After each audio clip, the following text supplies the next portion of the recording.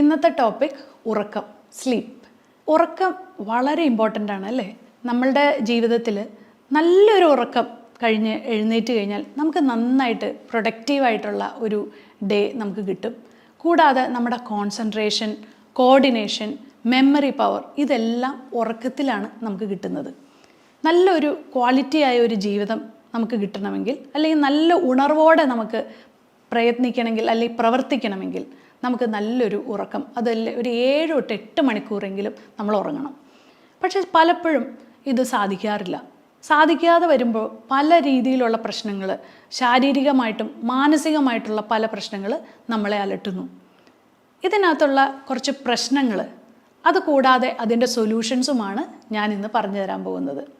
ഞാൻ doctor Akhila Vinod, wellness OP centre Yogashram, Palarivattom. ഇപ്പോൾ എൻ്റെ യോഗാശ്രമിലേക്ക് വരുന്ന പല പേഷ്യൻസ് പറയുന്ന കുറച്ച് കാര്യങ്ങൾ ഞാൻ പറഞ്ഞു തരാം. അതായത് അവർ പറയുന്നത്, അവർക്ക് യാതൊരു രീതിയിലും ലൈഫിൽ യാതൊരു രീതിയിലുള്ള പ്രശ്നങ്ങളും ഇല്ല. പക്ഷേ അവർക്ക് ഒരു വൈകുന്നേരമായി കഴിയുമ്പോഴത്തേക്കും അവർ ചില സമയത്ത് ഉച്ചയുറക്കം വളരെ മസ്റ്റാണ്. പക്ഷേ വൈകുന്നേരം ആയി കഴിയുമ്പോഴത്തേക്കും അവർക്ക് ഉറക്കമേ കിട്ടുന്നില്ല. അതൊരു വിഭാഗക്കാർ. അതായത് അവർ കൂടുതലും വീട്ടിൽ സ്പെൻഡ് ചെയ്യുന്നവരായിരിക്കാം.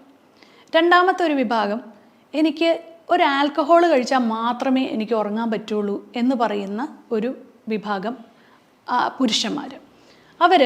അവർ പറയുന്ന ആൽക്കഹോൾ എനിക്ക് മസ്റ്റാണ്, അല്ലെങ്കിൽ എനിക്ക് ഉറങ്ങാൻ പറ്റില്ല, അതെനിക്ക് വളരെ ഇമ്പോർട്ടൻ്റ് ആയിട്ടുള്ളൊരു കാര്യമാണ്, അതല്ലാതെ എങ്ങനെ ഉറങ്ങണേ, അതൊരു ചിന്തിക്കാനേ പോലും പറ്റില്ലാത്തൊരു കാര്യം പോലെ അവർ പറയാറുണ്ട്.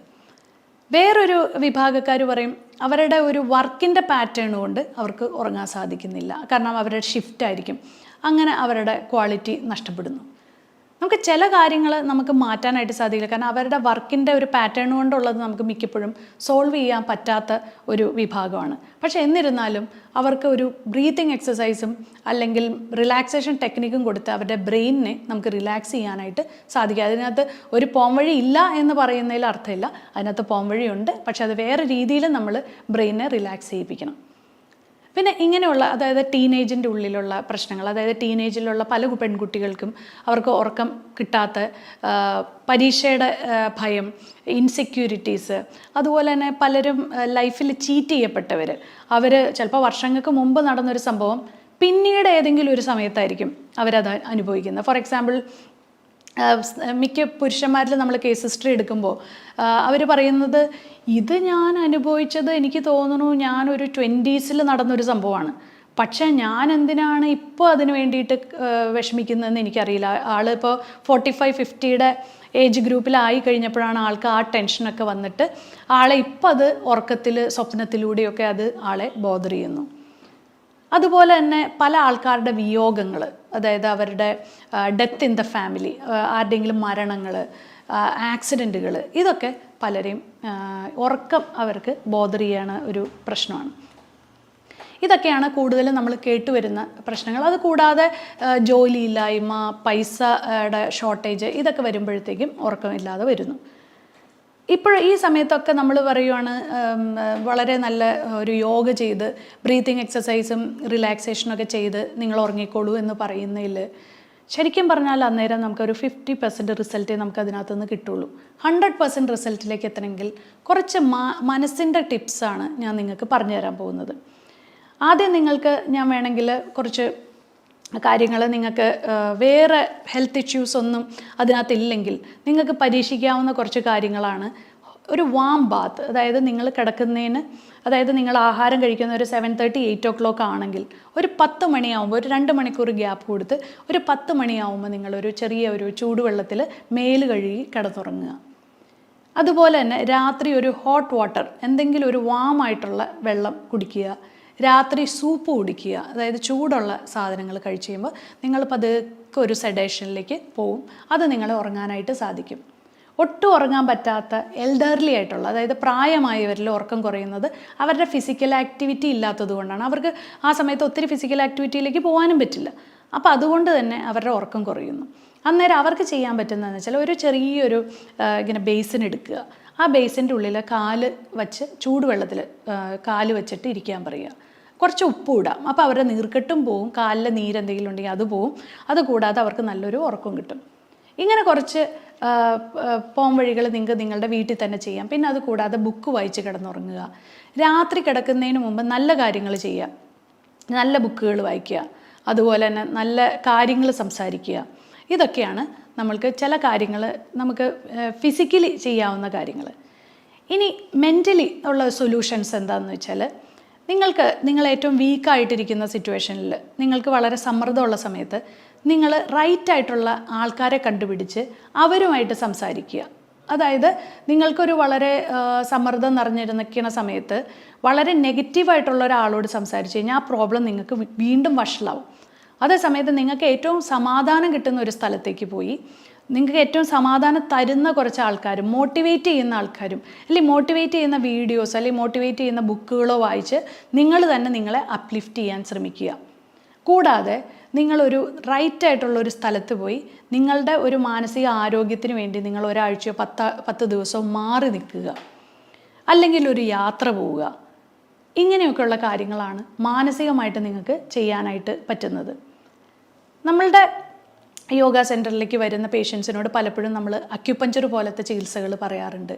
അതായത് അവർക്ക് ചില ഹെൽത്ത് ഇഷ്യൂസ് ഉണ്ടെങ്കിൽ അതിനെ മാറ്റി, അതായത് ഒരു പെയിൻ ആയിരിക്കാം, അപ്പം നമ്മൾ എന്താണ് അഡ്രസ്സ് ചെയ്യേണ്ടത്? നിങ്ങൾക്ക് നിങ്ങളുടെ അടുത്തുള്ള ഏതെങ്കിലും ഒരു ഹെൽത്ത് എക്സ്പേർട്ടിനോട് ചോദിച്ച് നിങ്ങളുടെ പെയിൻ മാറ്റാനായിട്ടുള്ള ഫിസിയോതെറാപ്പിയോ അങ്ങനെ എന്തെങ്കിലും കാര്യങ്ങൾ ചെയ്ത് നിങ്ങളുടെ പെയിനെ മാറ്റിയിട്ട് നിങ്ങൾക്ക് ചിലപ്പോൾ ആ പെയിൻ ആയിരിക്കും, നിങ്ങൾക്കൊരു ബാക്ക് പെയിൻ ഉണ്ടെങ്കിൽ ഉറങ്ങാൻ സാധിക്കില്ല, അപ്പോൾ ആ പെയിൻ മാറ്റുക. അപ്പം നമ്മൾ കണ്ടുപിടിക്കുന്ന ഒരു കേസ് ഹിസ്റ്ററി എടുക്കുമ്പോൾ അവർക്ക് എന്തെങ്കിലും പെയിൻ ഉണ്ടോ, അല്ലെങ്കിൽ അവരുടെ ലൈഫ് സ്റ്റൈല് ശരിയാണോ, അവരുടെ ഡയറ്റിൽ എന്തെങ്കിലും പ്രോബ്ലം ഉണ്ടോ, ഇതെല്ലാം റെക്ടിഫൈ ചെയ്ത് ആ മൂലകാരണത്തിനെ സോൾവ് ചെയ്യുമ്പോൾ ഓട്ടോമാറ്റിക്കലി അവർക്ക് ഉറക്കം വരും. ഇത് വളരെ ജനറലായിട്ടൊരു കാര്യം. ഞാൻ നേരത്തെ പറഞ്ഞ കുറച്ച് കാര്യങ്ങളെന്ന് പറഞ്ഞത് ഈ പറഞ്ഞ പോലെയുള്ള ഫിസിക്കലായിട്ട്, ഇപ്പോൾ എൽഡർലി ആയിട്ടുള്ള ആൾക്കാർക്ക് ചിലപ്പോൾ ഇങ്ങനത്തെ ഒരു ഹെൽത്ത് ഇഷ്യൂസും ആയിരിക്കില്ല, അവർക്ക് ഫിസിക്കൽ ആക്ടിവിറ്റി ഇല്ലാത്തതുകൊണ്ട് അവർക്ക് ഉറക്കം കിട്ടുന്നില്ല. അപ്പോൾ ഇതെല്ലാം ഒരു കോമൺ ആയിട്ട് ഒരു ജനറൽ ആയിട്ടുള്ള കാര്യങ്ങളാണ്. നമുക്ക് കുറച്ചും കൂടെ സ്പെസിഫിക് ആയിട്ട് ചില കാര്യങ്ങൾ ഡെഫിഷ്യൻസീസാണ് സ്പെസിഫിക് ആയിട്ട് പറയാനുള്ളത്. നമുക്ക് വൈറ്റമിൻ ഡി കുറഞ്ഞു കഴിഞ്ഞാൽ, അതുപോലെ തന്നെ മഗ്നീഷ്യം, ഇങ്ങനെയൊക്കെ ഉള്ള കുറച്ച് കാര്യങ്ങൾ നമ്മളുടെ ശരീരത്തിൽ, അതുപോലെ തന്നെ സിങ്ക്, സെലീനിയം, ഇങ്ങനെയുള്ള കുറച്ച് മിനറൽസുകൾ നമ്മുടെ ശരീരത്തിൽ കുറഞ്ഞു കഴിഞ്ഞാൽ അത് പല രീതിയിൽ നമ്മളെ ബാധിക്കും. നമ്മുടെ ശരീരത്തിന് വേദനയുണ്ടാവും, നീർക്കെട്ടുണ്ടാവും, അതുകൂടാതെ നമ്മുടെ ഉറക്കത്തിനെ ബാധിക്കും. അപ്പോൾ വൈറ്റമിൻ ഡി ഒക്കെ എന്ന് പറഞ്ഞാൽ ഒരു ഹോർമോൺ കൂടിയാണ്. അപ്പോൾ അത് ഒരു നമ്മൾ വൈറ്റമിൻ ഡി ഒരിക്കലും നിങ്ങൾ രാത്രി കഴിക്കരുത്, എപ്പോഴും സൺഷൈൻ വൈറ്റമിനാണ്. അപ്പോൾ അതുകൊണ്ട് തന്നെ അത് രാവിലെ എടുക്കേണ്ട വൈറ്റമിനാണ്.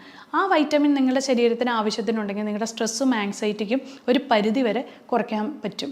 അപ്പം ഞാൻ ഈ ഒരു വീഡിയോ എന്ന് പറയുന്ന കൂടുതലും സ്ട്രെസ്സും സ്ലീപ്പുമായിട്ട് കണക്ട് ചെയ്ത കാര്യങ്ങളാണ്. സ്ലീപ്പിനെ ബോദർ ചെയ്യുന്ന വേറെ പല ഹെൽത്ത് ഇഷ്യൂസും നിങ്ങൾക്കുണ്ടെങ്കിൽ കറക്റ്റായിട്ട് അതിനെ ടാക്കിൾ ചെയ്ത് തന്നെ പോയാൽ മാത്രമേ നിങ്ങൾക്ക് സ്ലീപ്പ് ഇൻഡ്യൂസ് ചെയ്യാനായിട്ട് പറ്റുള്ളൂ. അശ്വഗന്ധ പോലത്തെ ഹെർബൽ സപ്ലിമെൻറ്റ്സ് നിങ്ങൾക്ക് എടുക്കാം, അത് നിങ്ങളുടെ സ്ലീപ്പിനെ ഇത് ചെയ്യും. അതുകൂടാതെ കെമിക്കൽസ് ഉപയോഗിക്കാതിരിക്കുക, കൂടുതലും നാച്ചുറൽ ആയിട്ടുള്ള സാധനങ്ങൾ നിങ്ങളുടെ ശരീരത്തിൽ ഉൾപ്പെടുത്തുക, നിങ്ങളുടെ ഡയറ്റിൽ ഉൾപ്പെടുത്തുക. രാത്രി കഴിക്കുന്ന ആഹാരം വളരെ പ്രധാനമാണ്. ആസിഡ് റിഫ്ലക്സും അതുപോലെ തന്നെ വയറ് സംബന്ധമായിട്ടുള്ള രോഗങ്ങൾ കൊണ്ട് ഉറങ്ങാൻ പറ്റാത്തവർ വളരെ ശ്രദ്ധിക്കേണ്ടതെന്ന് വെച്ചാൽ നല്ലൊരു ഡയറ്റാണ് അവർക്ക് ആവശ്യം. ആ ഡയറ്റ് അവർ നന്നായിട്ട് സെറ്റ് ചെയ്യുവാണെങ്കിൽ, അത് പ്രത്യേകിച്ചും അവർ 7 മണിക്ക് മുമ്പ് ആഹാരം കഴിക്കാനായിട്ട് ശ്രമിക്കുക. അങ്ങനെ ആകുമ്പോൾ അവർക്ക് ചെറുതായിട്ടൊന്ന് വാക്കിങ്ങിനൊക്കെ പോയി ആ ആഹാരം ദഹിച്ചതിന് ശേഷം മാത്രം കിടന്നുറങ്ങാൻ ശ്രമിക്കുക. ഇത്രയും കാര്യങ്ങളൊക്കെ ചെയ്താൽ ഒരു പരിധിവരെ നിങ്ങളുടെ ഉറക്കമില്ലായ്മയ്ക്ക് ഒരു ആശ്വാസമുണ്ടാവും. അതല്ലെങ്കിൽ ഒന്നും നിങ്ങൾക്ക് ഫലിക്കുന്നില്ലെങ്കിൽ തീർച്ചയായിട്ടും നിങ്ങളൊരു എക്സ്പേർട്ടിനെ കണ്ട് ഇത് റെക്ടിഫൈ ചെയ്യേണ്ട സമയമായി. അപ്പോൾ ഇനി ഇതുപോലെയുള്ള രസകരവും ഇൻട്രസ്റ്റിങ്ങുമായിട്ടുള്ള കുറച്ച് ഫാക്ട്സും അതുപോലെ തന്നെ അതിൻ്റെ പോംവഴികളുമായി ഇനിയും കാണാം.